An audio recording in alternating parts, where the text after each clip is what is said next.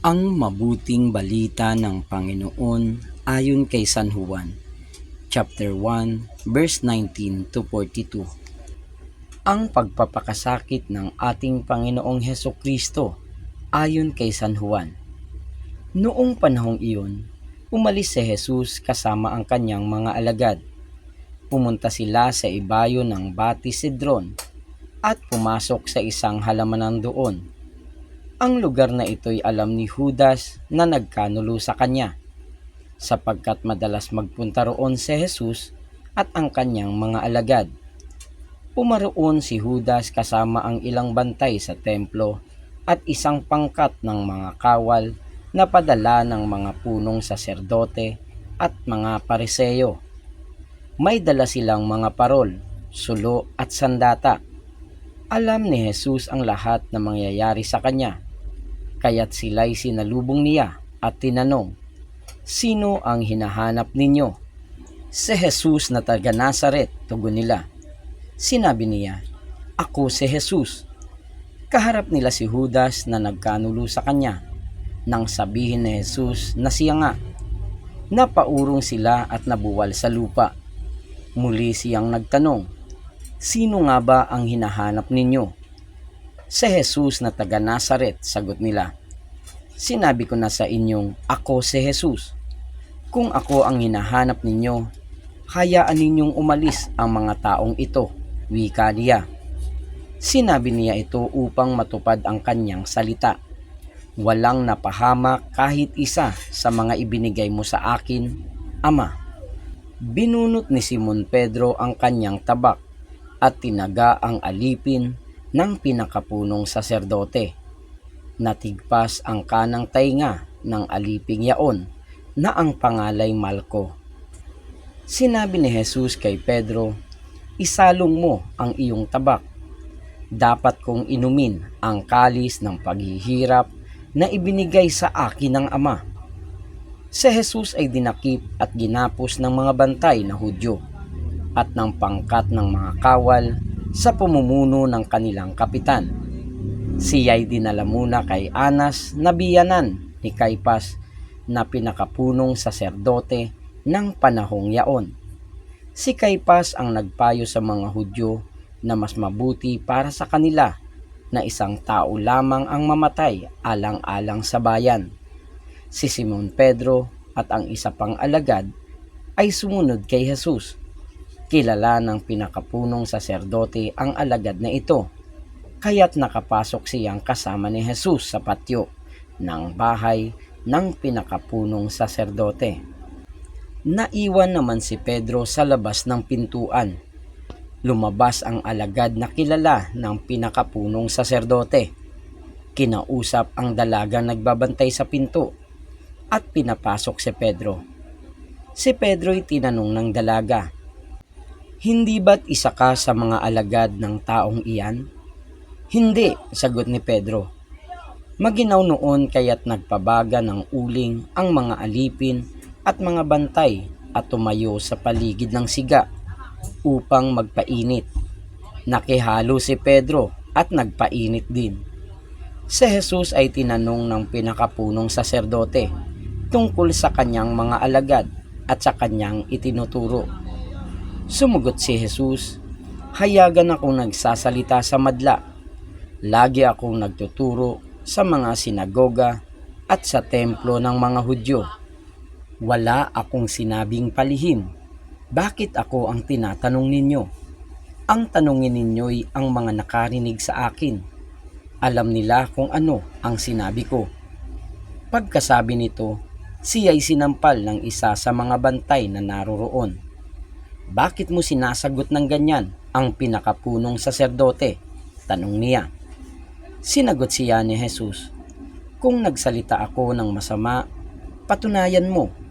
Ngunit kung mabuti ang sinabi ko, bakit mo ako sinampal?" Si Jesus na nagagapos pa noon ay ipinadala ni Anas kay Caifás, ang pinakapunong saserdote. Samantala, naroon pa rin si Simon Pedro at nagpapainit. Siya'y tinanong nila, "Hindi ba't alagad ka rin ng taong iyan?" "Hindi," sagot ni Pedro. Tinanong naman siya ng isa sa mga alipin ng pinakapunong saserdote, kamag-anak ng lalaking tinigpasan niya ng tainga. Hindi ba ikaw ang nakita kong kasama ni Jesus sa halamanan? Muling itinatwa ito ni Pedro. Siya namang pagtilaok ng manok. Mula sa bahay ni Caiphas, si Jesus ay dinala nila sa palasyo ng gobernador. Umaga na noon, hindi pumasok ang mga Hudyo sa palasyo ng gobernador upang sila'y huwag maituring na di karapat-dapat kumain ng hapunang Pampaskwa. Kaya't sa labas sila tinanggap ni Pilato at tinanong, "Ano ang sakdal ninyo laban sa taong ito?" Sumagot sila, "Kung hindi po siya gumawa ng masama, hindi namin siya dadalhin sa inyo." Sinabi sa kanila ni Pilato, "Dalhin ninyo siya at hatulan ayon sa inyong kautusan." Sumagot ang mga Hudyo, "Wala po kaming kapangyarihang humatol ng kamatayan kanino man." Nangyari ito upang matupad ang sinabi ni Jesus tungkol sa paraan ng kanyang pagkamatay. Si Pilato'y pumasok uli sa palasyo at tinawag si Jesus. "Ikaw ba ang hari ng mga Hudyo?" tanong niya. Sumagot si Jesus, "Iyan ba'y galing sa inyong sariling isipan o may nagsabi sa inyo?" "Ako ba'y Hudyo?" tanong ni Pilato. "Ang mga kababayan mo at ang mga punong saserdote ang nagdala sa iyo rito. Ano ba ang ginawa mo?" Sumagot si Jesus, "Ang kaharian ko'y hindi sa sanlibutang ito. Kung sa sanlibutang ito ang aking kaharian, ipinakipaglaban sana ako ng aking mga tauhan at hindi na ipagkanulo sa mga Hudyo. Ngunit hindi sa sanlibutang ito ang aking kaharian." "Kung gayon, isa kang hari," sabi ni Pilato. Sumagot si Jesus, "Kayo na ang nagsasabing ako'y hari. Ito ang dahilan kung bakit ako ipinanganak at naparito sa sanlibutan, upang magsalita tungkol sa katotohanan. Nakikinig sa aking tinig ang sinumang nasa katotohanan." "Ano ba ang katotohanan?" tanong ni Pilato. Pagkasabi nito, muling lumabas si Pilato at sinabi sa mga Hudyo, "Wala akong makitang kasalanan sa taong ito. Ngunit ayon sa inyong kaugalian, dapat akong magpalaya ng isang bilanggo kung araw ng Paskwa. Ibig ba ninyong palayain ko ang hari ng mga Hudyo?" "Hindi," sigaw nila. "Huwag siya, kundi si Barabas." Si Barabas ay isang tulisan, kaya't ipinakuha ni Pilato si Jesus at ipinahagupit. Ang mga kawal ay kumuha ng halamang matinik, ginawang korona at ipinutong kay Jesus, at sinuotan siya ng balabal na porpora. Isa't isa'y lumapit sa kanya at ang wika, "Mabuhay ang hari ng mga Hudyo," at siya'y pinagsasampal. Lumabas uli si Pilato at sinabi sa kanila, "Ihaharap ko siya sa inyo upang malaman ninyo na wala akong makitang kasalanan niya." At inilabas si Jesus na may koronang tinik at balabal na porpora. Sinabi sa kanila ni Pilato, "Narito ang tao." Pagkakita sa kanya ng mga punong saserdote at ng mga bantay, sila'y sumigaw, "Ipako siya sa krus! Ipako sa krus!" Sinabi ni Pilato, "Kunin ninyo siya at kayo ang magpako sa kanya. Wala akong makitang kasalanan niya." Sumagot ang mga Hudyo, "Ayon sa aming kautusay, nararapat siyang mamatay sapagkat siya'y nagpapanggap na anak ng Diyos." Lalong natakot si Pilato nang marinig ang mga pananalitang ito. Muli siyang pumasok sa palasyo at tinanong si Jesus, "Taga saan ka ba?" Subalit hindi tumugon si Jesus. "Ayaw mo bang makipag-usap sa akin?" ani Pilato. "Hindi mo ba alam na maaari kitang palayain o ipapako sa krus?" At sumagot si Jesus, "Kaya mo lamang magagawa iyan ay sapagkat Ipinagkaloob sa iyo ng Diyos ang kapangyarihang iyan, kaya mas mabigat ang kasalanan nang nagdala sa akin dito. Nang marinig ito ni Pilato, lalo niyang hinangad na palayain si Jesus. Ngunit nagsigawan ng mga tao, "Kapag pinalaya mo ang taong iyan, hindi ka kaibigan ni Cesar. Sino mang nagpapanggap na hari ay kalaban ng Cesar." Pagkarinig ni Pilato sa pangungusap na ito, inilabas niya si Jesus at siya'y lumuklok sa hukuman, sa dakong tinatawag na ang plataporma, Gabata sa wikang Hebreo. Araw noon ng paghahanda sa Paskwa at mag-iikalabindalawa na ng tanghali. Sinabi ni Pilato sa mga Hudyo, "Narito ang inyong hari." Sumigaw sila, "Patayin siya, patayin, ipako sa krus." "Ipapako ko ba sa krus ang inyong hari?" tanong ni Pilato. Sumagot ang mga punong saserdote, "Wala kaming ibang hari kundi ang Cesar." Kaya't si Jesus ay ibinigay sa kanila ni Pilato upang ipako sa krus.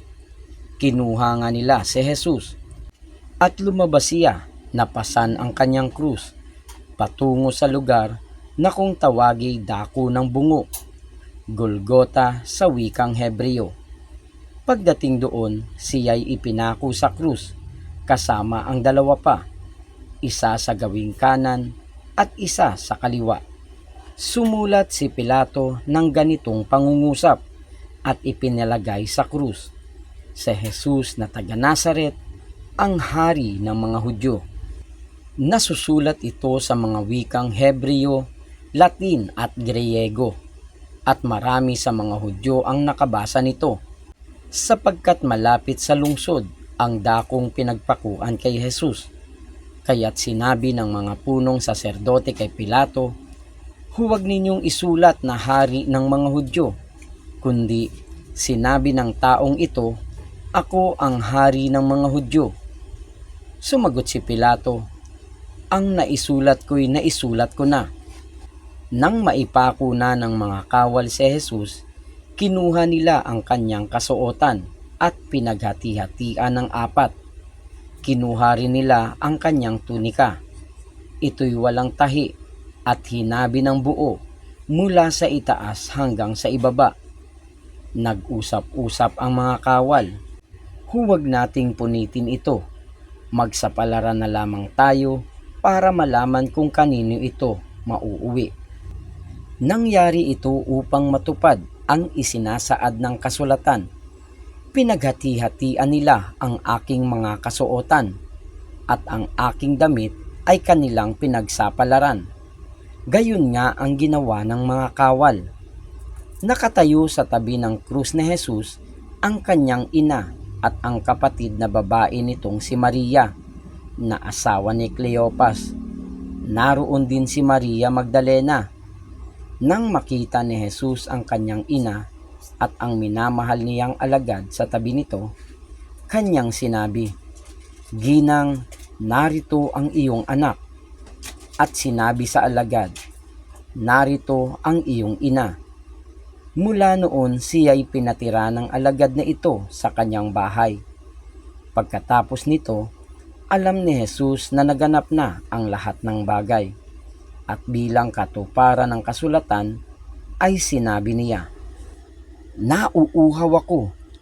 May isang mangkok doon na puno ng maasim na alak. Itinubog nila rito ang isang espongha. Ikinabit sa sanga ng isopo at idiniit sa kanyang bibig. Nang masipsip ni Jesus ang alak, ay kanyang sinabi, "Naganap na." Iniyukyuk niya ang kanyang ulo at nalagot ang kanyang hininga. Nooy araw ng paghahanda at ayaw ng mga Hudyo na manatili sa krus ang mga bangkay sa araw ng pamamahinga, sapagkat dakila ang araw ng pamamahingang ito. Kaya't hiniling nila kay Pilato na ipabali nito ang mga binti ng mga ipinako sa krus at alisin doon ang mga bangkay. Naparoon nga ang mga kawal at binali ang mga binti ng dalawang ipinakong kasabay ni Jesus. Ngunit pagdating nila kay Jesus at makitang patay na siya, hindi na nila binali ang kanyang binti. Subalit inulos ng sibat ng isa sa mga kawal ang tagiliran ni Jesus at biglang dumaloy ang dugo at tubig. Ang nakakita nito ang nagpapatotoo. Tunay ang kanyang patotoo at alam niyang katotohanan ang sinabi niya upang kayo'y maniwala. Nangyari ang mga ito upang matupad ang sinasabi ng kasulatan. Walang mababali isa man sa kanyang mga buto. At sinabi naman ng ibang bahagi ng kasulatan, pagmamasdan nila ang kanilang inulos. Pagkatapos nito, si Jose na taga Arimatea ay nagsadya kay Pilato upang humingi ng pahintulot na makuha ang bangkay ni Jesus. Si Jose isang alagad ni Jesus, ngunit palihim nga lamang dahil sa takot sa mga Hudyo, at pinahintulutan siya ni Pilato. Kaya't kinuha ni Jose ang bangkay ni Jesus. Sumama sa kanya si Nicodemo, may dalang pabango, mga 100 libra ng pinaghalong mira at alo.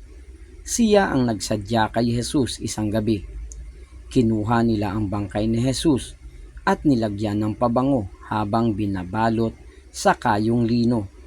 Ayon sa kaugalian ng mga Hudyo, sa pinagpakuan kay Jesus ay may isang halamanan at dito'y may isang bagong libingang hindi pa napaglilibingan.